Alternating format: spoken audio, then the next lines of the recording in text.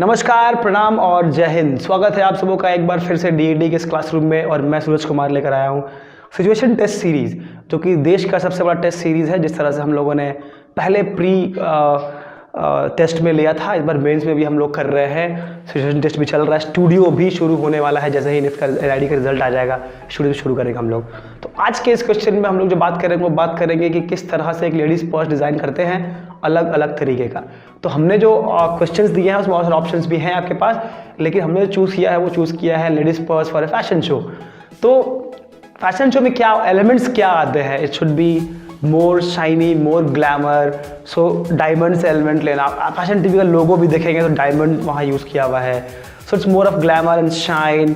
So diamond becomes the metaphor. तो हम लोगों ने डायमंड को यूज़ कॉन्सेप्ट लिया है कि डायमंड लिया जाए। एक बहुत सिंपल बनाने की कोशिश की है, ऐसा नहीं कि बहुत ताम झाम कर दिया उसमें। टेक्निकली स्ट्रॉन्ग बनाने की कोशिश की है हम लोगों ने। इस क्वेश्चन को सॉल्व करने की कोशिश किया है। जो उसमें एलिमेंट्स जो लग रहे हैं वो डायमंड से लिया हुआ है, या फिर ग्लैमर से इंस्पायर्ड है, या फिर इंट्रिकेसी दिखाई गई है उसमें।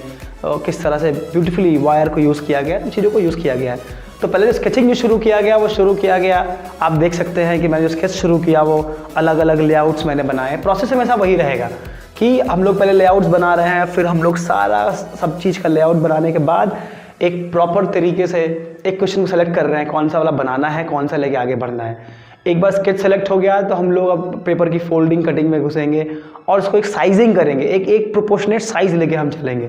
जब वो साइज़ हम आना शुरू करते हैं, वो साइज़ जब बनना शुरू हो जाता है तो आपको समझ में आता है कि एलिमेंट्स कैसे रहेंगे, क्या रहेंगे। तो we have only tried to use cutting and folding techniques. उसके अलावा हमने कुछ एक्स्ट्रा यूज़ नहीं किया है। नॉर्मल फेविकॉल से पेस्ट करके ये हम लोगों ने बनाया है। और उसके बाद जो और भी एलिमेंट्स बचेंगे, जो मटेरियल्स बचेंगे, उसको हम लोग यूज़ करेंगे, वो एम्बेलिशमेंट में यूज़ करेंगे। उसको एक बैग को जो फ़ैन वाला टेक्निक होता है उस टेक्निक फोल्ड करके रिवर्स एंड इन्वर्स और सीधा फोल्ड करके हम लोग जो फैंस बनाते हैं, उस फैन के टेक्निक से हम लोगों ने बैग का साइड को थिकनेस दिया है। फिर bag is openable, you can open the bag, you can see there is going to be one handle जहाँ पे आप उसको अच्छे से कैरी कर सकें। सो बेसिकली एक बहुत ही मैं तो ये कहूँगा कि ये जो बैग है जो एग्जैक्ट साइज़ हमने डिज़ाइन किया है, ताकि वो कुछ एलिमेंट जो एग्जैक्ट साइज़ बना सकते हो बनाना चाहिए। जैसे कितने बार क्या होता है कि हम बिल्डिंग का मॉडल बनाते हैं तो हम बिल्डिंग तो बड़ा बना नहीं सकते, तो हम बिल्डिंग साइज़ छोटा बना लेते हैं। लेकिन अगर हम लोग बैग्स बना रहे हैं, मोमेंटोज बना रहे हैं, तो उस केस में we can go for the actual model, actual size. जो लास्ट क्लास में मॉडल था वो भी हम लोगों ने, मोमेंटो था वो भी हम लोगों ने एकदम से एक्चुअल साइज़ पे ही बनाया था। आज का जो बैग वो भी एक्चुअल साइज़ पे ही हमने बनाया है। तो try to make sure at least female should have that complete sense. मतलब मैं ये नहीं बोल रहा हूँ कि मेल को नहीं समझ में आती हैं बातें, बॉयज़ नहीं बना पाएंगे, बट या female would have more sense towards the fashionable size of the bag. तो उसका ध्यान आपको रखना होगा एक बैग में। और कोई फैशन शो में जाएगा तो पूरा ताम झाम लेकर जाएगा नहीं, वो अपनी तैयारी करके जाएगा, मेकअप करके जाएगा, तो बहुत सारे एलिमेंट्स को कैरी नहीं करेगा। It should be small reticule kind of small ladies purse जो लोग यूज़ करेंगे।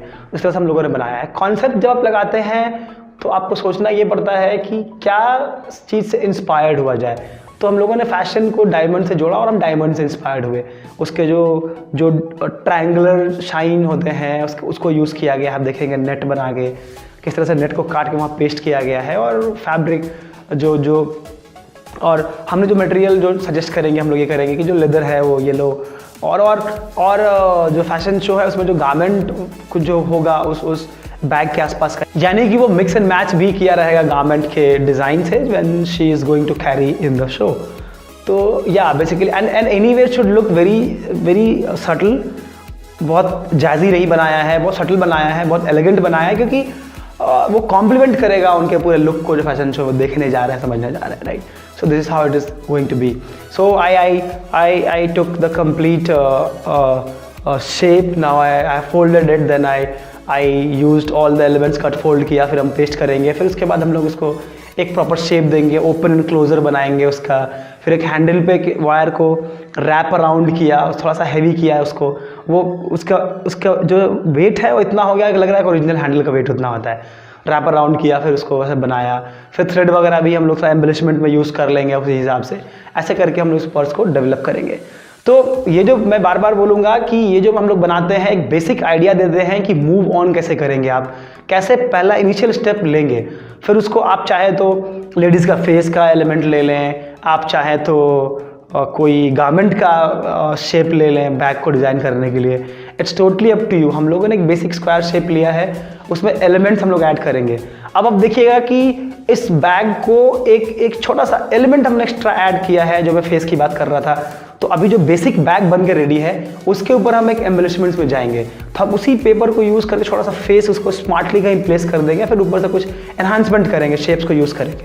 तो जब एनहांसमेंट कर देंगे उसके बाद हमारा फाइनल बैग बन के निकल के आपके सामने आएगा।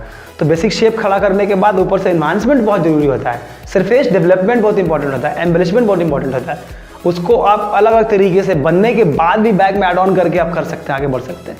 इस तरह से आप बैग को अच्छा बना सकते हैं। तो चलिए इस एपिसोड में इतना ही। अगले क्लास में मैं एक और क्वेश्चन लेके आऊँगा। मैं चाहूँगा कि आप इन वीडियोज़ को शेयर कीजिए, अपने दोस्तों तक पहुँचाइए। कुछ ऐसे लोग जो घर बैठे प्रिपेयर नहीं कर पा रहे हैं उनको पहुँचाइए। मैं एक बार और कहना चाहूँगा कि जिन लोगों को मटेरियल्स अवेलेबल नहीं है वो प्लीज़ अपने वाइट पेपर पे ही या न्यूज़पेपर पे ही शेप करके प्लानिंग करके देखना स्टार्ट करें कि वो साइजिंग वाइजिंग कर पा रहे हैं कि नहीं। एक डमी बनाना चालू कीजिए ताकि आपके हैंड और आपके जो प्लानिंग में रेडी रहे। जो पेंसिल शीट नहीं है तो अखबार से ही काट के शेपिंग कर लीजिए, साइजिंग कर लीजिए, प्लानिंग कर लीजिए। मैं यही चाहूँगा कि आप काम करते रहिए, नहीं तो फिर बहुत देर हो जाएगी। So please keep on working, keep on watching the videos, keep on sharing it and जय हिंद।